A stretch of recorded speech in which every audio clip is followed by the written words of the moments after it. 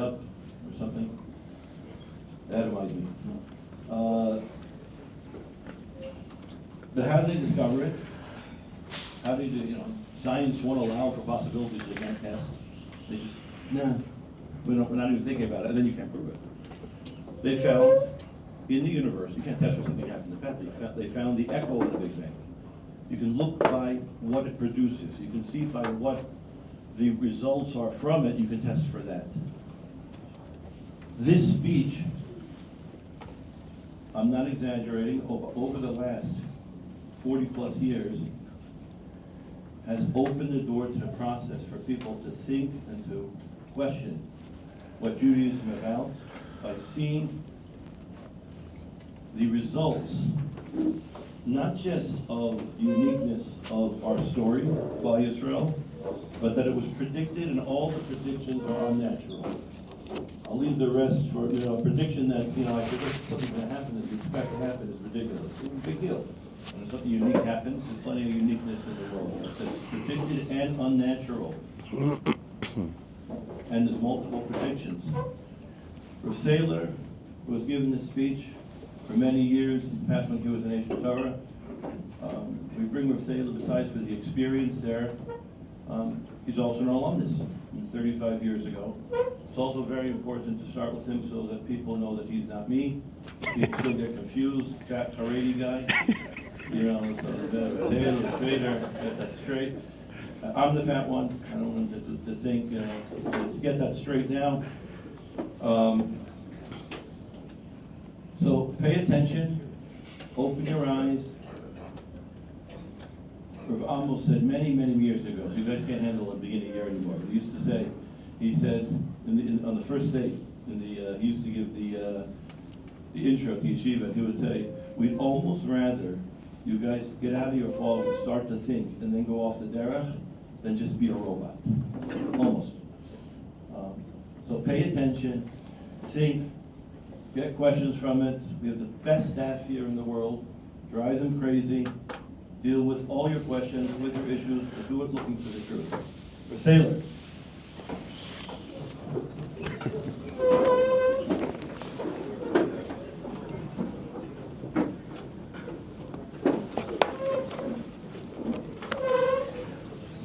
Welcome to Triple Crown Wednesday, Nativ Aryeh.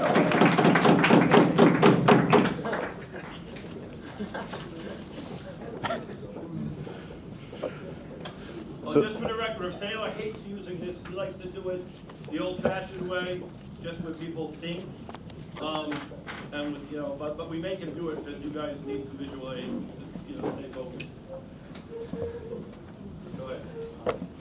So the title of this class is 7 Wonders of Jewish History. It's a very famous class. It's not Thaler's class. Thaler happens to give the class. It's a class that's been given for very many decades, and it's one of the most effective ways of pointing out that it is only logical to say that HaKadosh Baruch Hu wrote the Torah.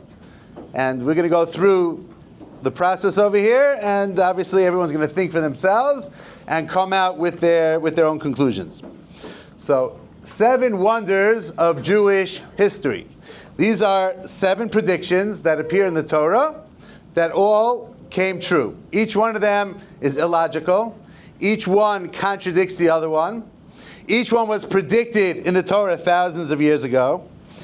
And we're trying to determine who wrote the Torah. So if we're a group of people, one smart guy, a few smart guys, and we're putting together a Torah, we're trying to create a group of people. We're putting together our constitution now. We're making a country club called Torah Judaism, and we're putting together our bylaws. And we want to make something, this is going to be, should be, an effective advertising campaign for our new country club.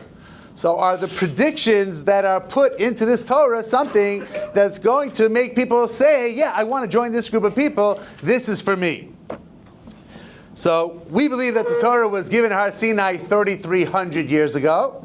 The academicians, the universities that are not convinced of the divine origin of the Torah, but they admit and understand that the Torah is at least 2,400 years old. 2,400 years ago, Talmai HaMelech, it's a Gemara in Megillah, it's in the history books. The Greek king commissioned the 70 or 72 elders, he put them in 70 or 72 different rooms to translate the Torah into Greek. And therefore we know for sure that the Torah is at least 2,400 years old. We maintain it was given 3,300 years ago, but it's really irrelevant because we'll see that the Torah long preceded the predictions that are found inside. And as we go through these 7 predictions, we have to ask ourselves these questions. Are these things out of the ordinary? Could they have logically been predicted? And again, is this an effective advertising campaign? Is it logical to put these things into your bylaws, into your constitution, to bring in people? We're starting, how many people could write the Torah? If it's human beings, 1, 5, 10, 20, 100, not 100. So we want to bring people in. So if we want to bring people in, is this an effective advertising campaign? 17th century France, King Louis XIV. Louis XIV was an agnostic. That means he wasn't sure. He needed Rav Amos, he needed Rav Chaim, he needed Rav Mendel. He didn't have them. He had someone called Blaise Pascal, who was not only a famous mathematician, but a Christian spiritual philosopher. And they used to debate the existence of the supernatural, of a God. And Pascal would give long, boring shiurim to the king. And one time the king said, okay, enough. Bottom line, standing on one foot, can you prove to me the existence of the supernatural? To which Pascal responded, the Jews, your majesty, the Jews. What is so supernatural about us?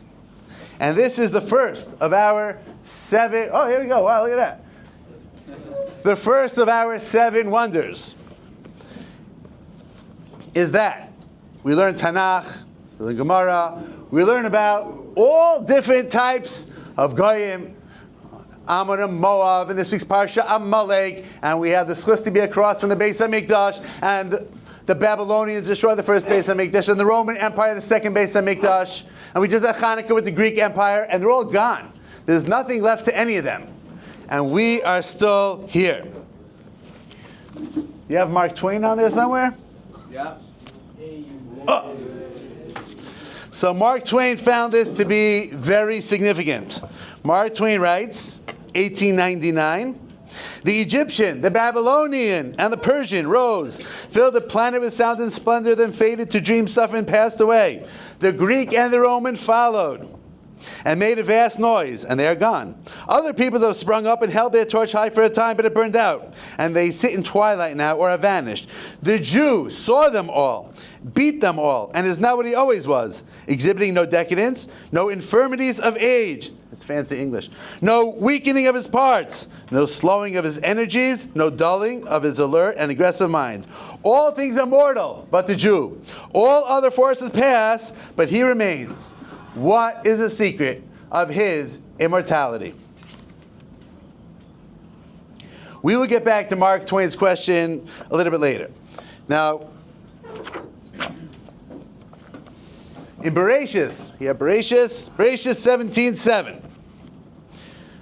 Hashem tells Avram Avinu, keep going, I will establish my covenant between me and you and your descendants after you throughout their generations, an eternal covenant, to be your God and the God of the descendants after you. Hashem tells Avram Avinu that your descendants, the Jewish people, are going to be here forever. Now, considering all of our enemies, who were so much more powerful than we were, have disappeared, and we're still here, that is pretty incredible. Now, maybe there's an escape button. Now, again, we're writing like a constitution, so if you can disprove something in this constitution, so we're claiming that the book comes from God. So once you write something that doesn't come true, so the whole thing is in the garbage, it's false. So that's very daring. The Jews are going to be here forever. Forever is a long time. There are no nations that are here forever. They've all disappeared. Why would you think that the Jews are going to be here forever? Now, if you bought into this country club and you're one of them and you disappeared, so there's no one left for the money back guarantee. But it's still a very significant prediction. And so maybe there's like an escape clause. Maybe the Jews have to follow lots of rules. If they don't follow the rules, then they'll disappear. So then the author of the Torah could say, yeah, they were supposed to be eternal. They disappeared because they didn't follow the rules. But we see that that is not the case. Vayikra, Chavav. This is from the Tochacha. Thus, even while they are in the land of their enemies, I will not reject or obliterate them, lest I break my covenant with them by destroying them, for I am the Lord their God. I will remember them because of the covenant I made with their original ancestors, whom I brought out of the land of Egypt in the sight of the nations, so that I might be their God.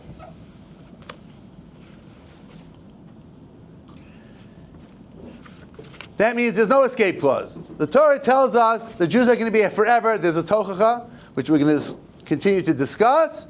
The Jews, if they don't listen, they will be punished, but they will never, ever disappear. And that is a very daring statement. Maybe not 3,500 years ago, because we have no idea what's going to be. But we're still here. And the fact that we're still here, and we're the only ones that are still here, is incredible. Now, if you want this nation, this new nation that you're creating to be an eternal nation, so what are we going to put in here? How are we going to ensure that the Jews survive forever? So maybe we'll put them on a deserted island, out of the way, far east. They'll stay out of trouble. No one will notice them. And they'll manage to squeak by for eternity. There is a country in the Far East, an island, far away. They've also been around for a long time, not as long as we have. And that's Japan. But the Torah doesn't give us the island of Japan. The Torah plops us in Grand Central Station, right in the middle of the entire universe. Yeah. Question. Yeah, and can you explain what it means that, we hear this all the time, other countries or other nations are not around, right? Okay, there are no Rome, the Romans aren't here. There are people living in Rome. Or the English, the British still there. Like, all these, so what does it mean exactly? How do you determine if someone is still around, is not there anymore? There are people all over the world today. So Okay, so all the Goyim in Tanakh, Ammonim, Moab, and Amalek, and Plishtim, all of them are gone. They're all gone. You could ask. it means that there's nobody that. There's nobody who could say, I am Amaleki, an original Amaleki. I am from Ammon. I am from Moab. I am a Plishti. They're gone. Or they don't even try. What? They can't, or they don't even try. They don't exist. They don't even. They don't exist. They don't exist. Now, there is a country called Greece. Hopefully your parents are not going there for a Pesach program. And you can meet a few people that call themselves Greek. It has nothing to do with the original Greek Empire. There's also a country called Rome. Hopefully you won't go there in a Pesach program. The only Pesach program to come here is in Eretz Yisrael. We celebrate coming to Eretz Yisrael by Yetzias Mitzrayim. If you're in the States, so you're in the States. Okay. Now, you're on your way to Eretz Yisrael. But the Greek Empire, the Roman Empire, there's a country called Greece, a country called Rome. I'm not starting with the British, but Boston Tea Party. Anyway, all the nations, they're all gone, and the Jews are still here. So you say there's nobody that calls themselves after that empire that existed in Correct. What about Yishmael? Yishmael is still here. Yes, the Medrash told us 2,000 years ago, Yishmael will be here to the end of time, and through the terrible tsaras and difficulties that the descendants of Yishmael caused the Jews, we will cry out to Hashem, Yishmakel. Hashem will hear cries of the Jews at the end of days in Eretz Yisrael. This is 2,000 years ago. That's not the predictions we're talking about in the Chumash. Through that Yishmakel, that's the name Yishmael, Hashem will hear the cries of the Jews. Valehem ben David Yitzmak, Mashiach is coming through Yishmael. Now Yishmael is here in the schus of Avram Avinu. The same schus not the same schus, but similar schus that we have. It's more complicated. We can discuss that another time. Anyway, the Torah plops us down in an Eretz Zavat Chalav Udvash, the land bridge that connects three continents, Africa, Asia, Europe, the Fertile Crescent, a very, very, very valuable piece of real estate. So if you're plopping the Jews down in this valuable piece of real estate, as very unfriendly as the world is today, it's a lot better than it was thousands of years ago. So how are you expecting this nation to be an eternal nation when you plop them on the most valuable piece of real estate in the entire world? So it must be you're going to give the Jews a very, very strong army. They'll have to defend themselves. So look at, you can't look.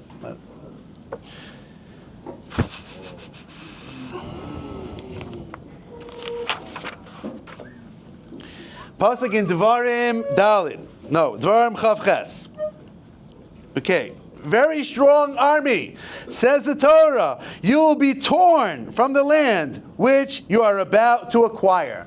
The Torah does not give the Jews a fighting chance. The Torah tells us the Jews are going to be exiled and ripped out of that wonderful, beautiful, amazing piece of real estate. And if that's not enough, the pasuk continues, and God shall scatter you among all the people, from one end of the earth to the other. Exile and dispersion. You tell us the Jews are going to be an eternal nation. You give them a wonderful piece of land. Now you tell us they're going to be ripped out of that land and scattered throughout the world. What's going to make sure that they're an eternal nation and they don't disappear among all the other nations of the world? And why do I want to join this group of people? Come join us. You're going to get a beautiful home on the beach in Caesarea, but then you're going to be ripped out and sent to Nova Scotia and spend the rest of your life there if they don't kill you. Why would you put that into your Torah? And how is that going to make sure, how is that going to help your eternal nation?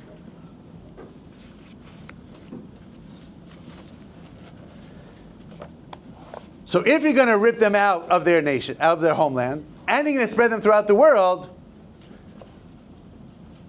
so it must be you're going to give them huge numbers. There's going to be so many Jews that when they go from country to country, they're just going to swallow up each country, and then they'll be here forever. Instead of having started with 1 million Jews, you spread them out to 10 countries, and they swallowed up country after country. There's billions of Jews out there. So that would explain how you expect them to be an eternal nation. But the Torah tells us, also in the Tochacha, that talks about what's going to happen to the Jews if they don't behave. Also, Dvarim Chav Ches, you shall remain few in number, whereas you could have become as numerous as the stars of the heavens, because you would not obey the voice of the Lord your God. Few in number. So, we're kicking them out of their homeland, spreading them throughout the world. They're going to remain few in number, but you expect them to stick around forever. These predictions do not... You do your thing, I'll do mine. The predictions don't make any sense. You want them to be an eternal nation, so give us a recipe. How are you going to create that eternal nation? Not put them Grand Central Station, have them kicked out, dispersed throughout the world, and all the while remain few in number, but not disappear. Now, there are endangered species. And there's rules, how many you're allowed to hunt, when you're allowed to hunt, where you're allowed to hunt, to make sure that the endangered species don't disappear.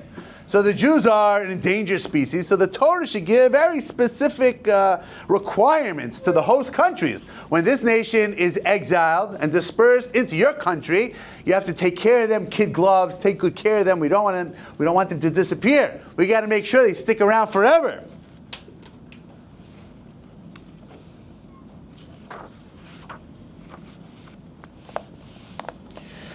Listen to the special preferential treatment that the Torah prescribes for the Jewish nation. Among those nations you shall find no respite, no rest for your foot. Their God will make you cowardly, destroying your outlook and making life hopeless. You will live in constant suspense. Day and night you will be terrified, never sure of your existence. In the morning you will say, if only it were night. In the evening you will say, if only it were morning. Such will be the dread that your heart will feel, and the sights that your eyes will see. The Torah here prescribes terrible, terrible, terrible persecution and anti-Semitism. So, author of the Torah, how are you expecting this nation to stick around forever? You tell us they're going to be an eternal nation. They're going to be exiled, dispersed throughout the world. terribly persecuted, few in number. That's a recipe for extinction. That's not a recipe for an eternal nation. And why do I want to join this group of people? Come to your beautiful home in the beach on Caesarea. Then you and your family will be taken captive. Your kids will be killed. Your wife will be I don't know what. And you'll end up like this. And but maybe you'll have a grandkid be left over from the family after we kill everybody in the gas chambers. Why would you put this into your Torah? Why would anyone want to join this group of people? Now, if they're human beings writing the Torah, so they have to convince you to join their group. And this doesn't make any sense. However, if it's God, of all the religions in the universe, and this is not the topic of this class, we are the only religion that maintains that the entire people had a national divine revelation. The entire Jewish people, 600,000 adult Jewish males, 2 to 3 million people experienced God. Saw God, whatever saw God means, experienced God. National divine revelation.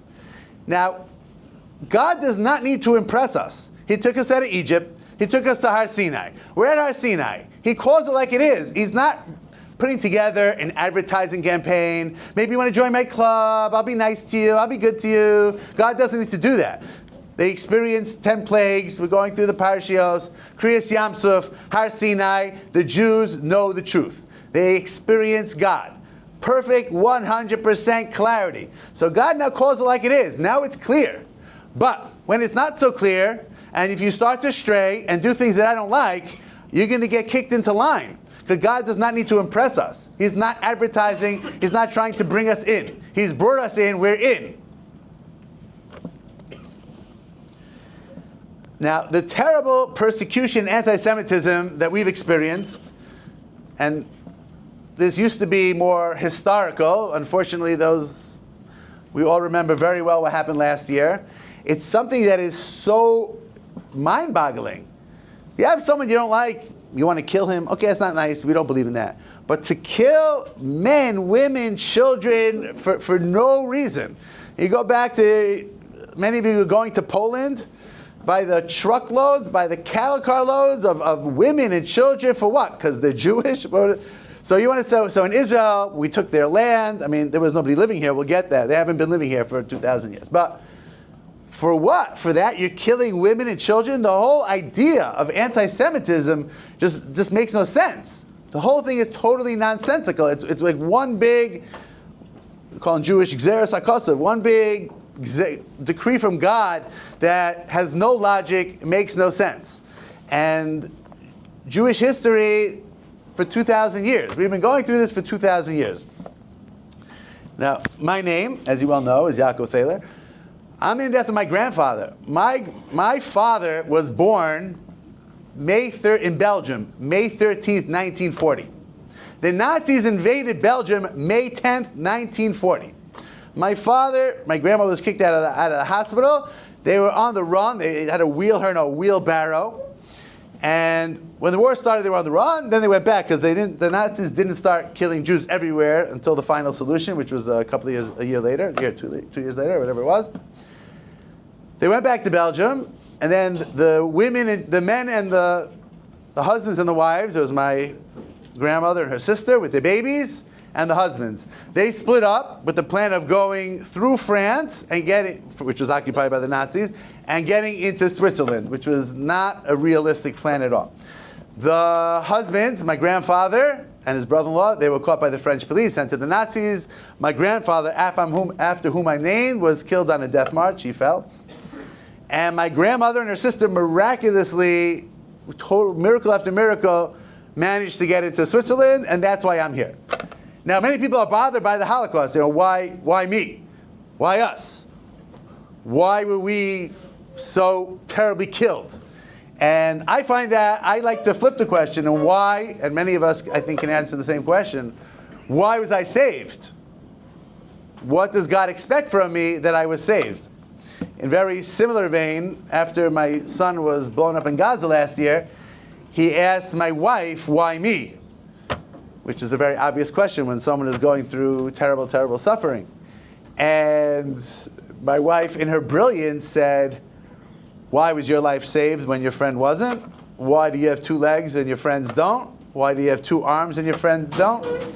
And that why me question can always be looked at from two different perspectives. And I think we have to look at ourselves and say, why are we, all of us, why are we the survivors of the Holocaust? What does God expect of us? What should we do with our lives? Maybe He wants us here for a productive purpose, not just to have a good time and watch some good movies and Netflix and everything else that we might do on our machines. Maybe HaKadosh Baruch Hu is expecting more from us.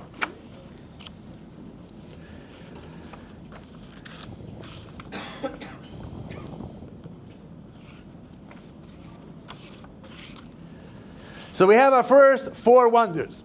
The Jews are going to be an eternal nation.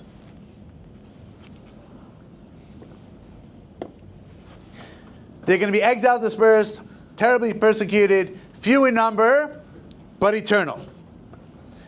Now, where would we expect this nation to be 3,000 years later? We would have expected them to disappear. The Torah gives a wild, wild, wild prediction. The Torah tells us that the Jews are going to be a light unto the nations.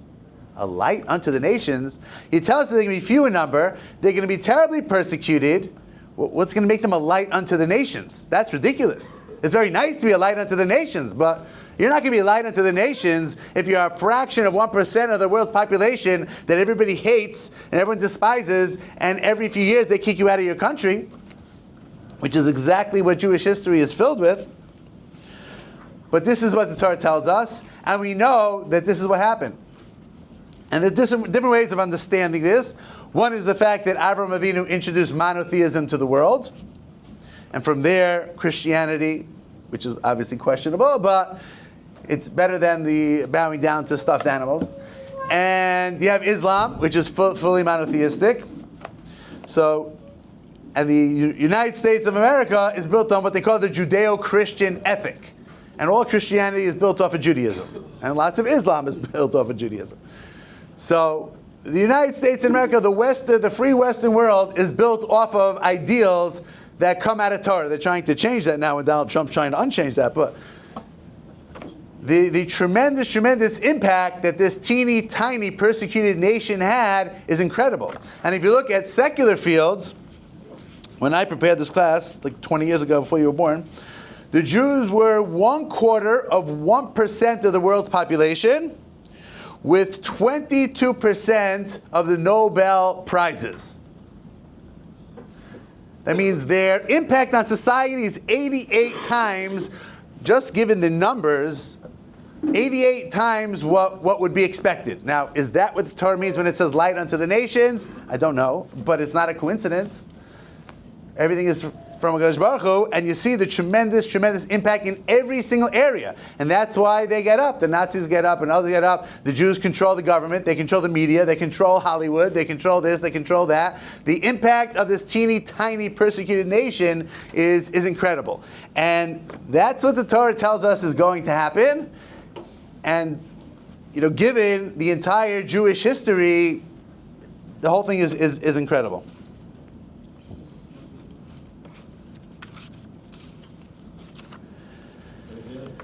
Yes. That's something that Nobel Prizes is recent. Nobel Prizes is recent.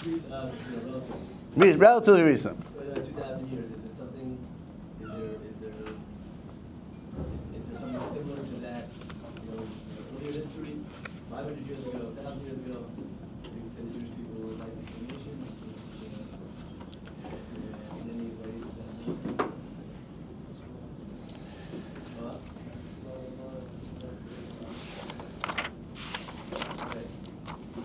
So if we go back before if we go back before the Nobel Prize,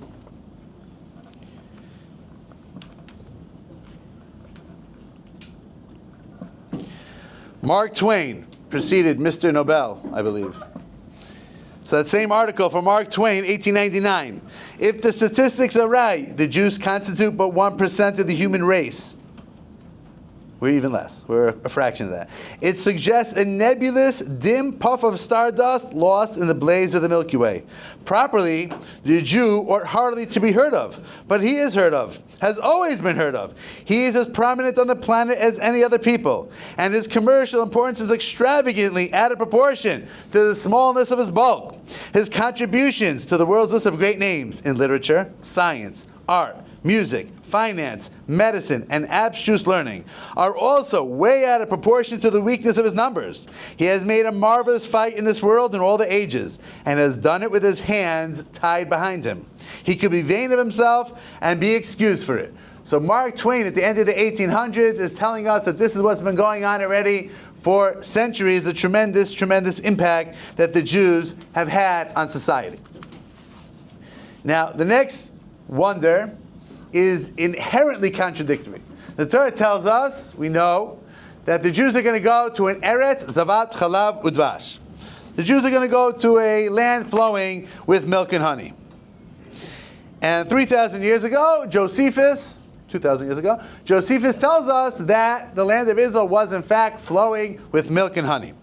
Then the Torah tells us something crazy.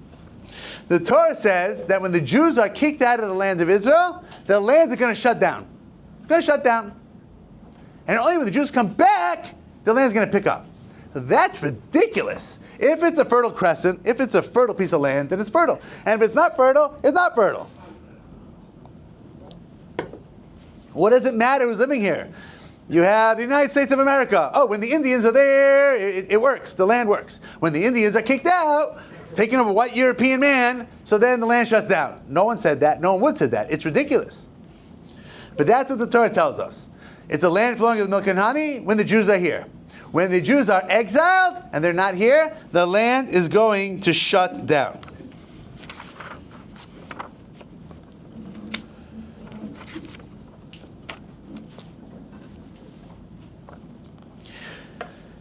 The pasuk in Vayikra says, "So devastated while I leave the land, that your enemies who live there will be astonished. Your land will remain desolate, and your city in ruins." Mark Twain came to visit in 1867. This is what he writes. "We traverse some miles of desolate country whose soil is rich enough, but is given wholly to weeds, a silent, mournful expanse. A desolation is here that not even imagination can grace with the pomp of life and action. We reached Tabor safely. We never saw a human being on the whole route. We pressed on toward the goal of our crusade, renowned Jerusalem. The further we went, the hotter the sun got, and the more rocky and bare, repulsive and dreary the landscape became. There was hardly a tree or a shrub anywhere. Even the olive and the cactus, those fast friends of a worthless soil, had almost deserted the country. No landscape exists that is more tiresome to the eye than that which bounds the approaches to Jerusalem. Jerusalem is mournful, dreary, and lifeless. No Palestinians. I would not desire to live here. It is a hopeless, dreary, heartbroken land. Palestine sits in sackcloth and ashes. Over it broods the spell of a curse." This is from Mark Twain. "Over it broods the spell of a curse that has withered its fields and fettered its energies. Palestine is desolate and unlovely. And why should it be otherwise?" And he goes on and on. Okay, this is exactly what... Now, why would you kick out... You come take over a nation. You want a piece of land. Lots of countries are fighting with each other because they want each other's land. So you're kicking out the Jews because you want this very valuable piece of real estate. Okay, so kick out the Jews and take over. But they didn't. They weren't here. They couldn't get the land. And what are they doing? They're not in high tech. The land shut down. They had nothing to do here. And therefore they weren't here. And the Ramban tells us that this is good news for the Jews. The Ramban, who was also here 900 years ago. "That which God stays here so devastated will I leave the land that your enemies constitutes a good tiding." It's good news for the Jews, proclaiming that during all our exiles, our land will not accept our enemies. This is also a great proof and assurance to us, for in the whole inhabited part of the world, one cannot find such a good and large land, which was always lived in, and yet is as ruined as it is today. For since the time that we left it, it has not accepted any nation or people, and they all try to settle it, but to no avail. The Ramban was here. There were people trying to settle the land. It didn't work. The land of Israel, Eretz Yisrael, is for the Jews. It only produces for the Jews. It's a crazy prediction to say. It's totally illogical. It makes no sense. And it is exactly what happened. And even the historical aspect of it makes no sense. Why should that be? It shouldn't be. Except that that's what the Torah says. And this brings us to our final and seventh wonder of Jewish history. Where would we expect this tiny, persecuted, exiled, and dispersed nation to be 2,000 years after the last exile? We would have expected them to disappear a long time ago. And the Torah again gives us a crazy, crazy prediction. The Torah tells us, "And the Lord your God shall return you from your captivity and have compassion upon you. He shall return and gather you from among all the nations.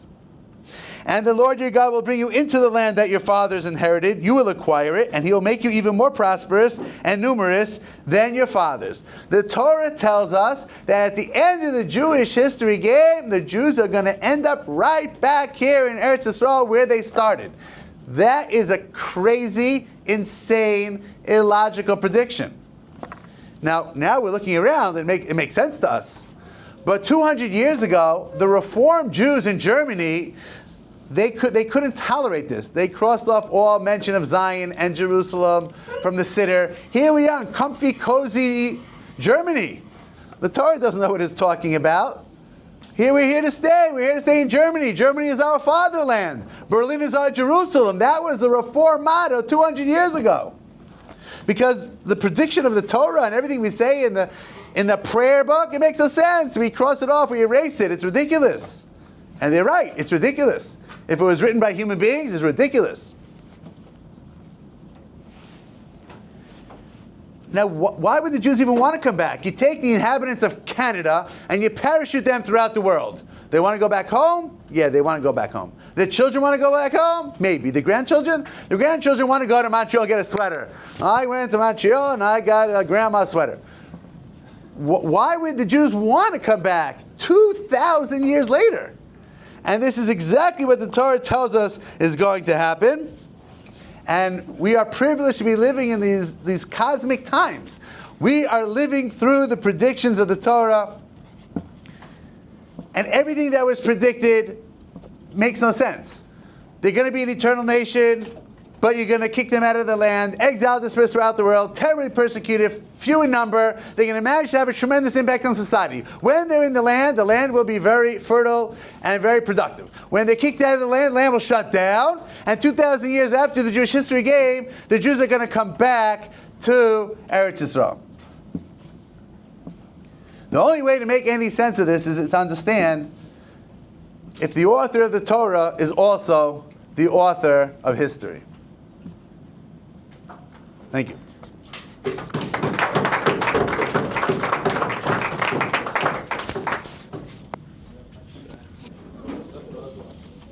Sachet!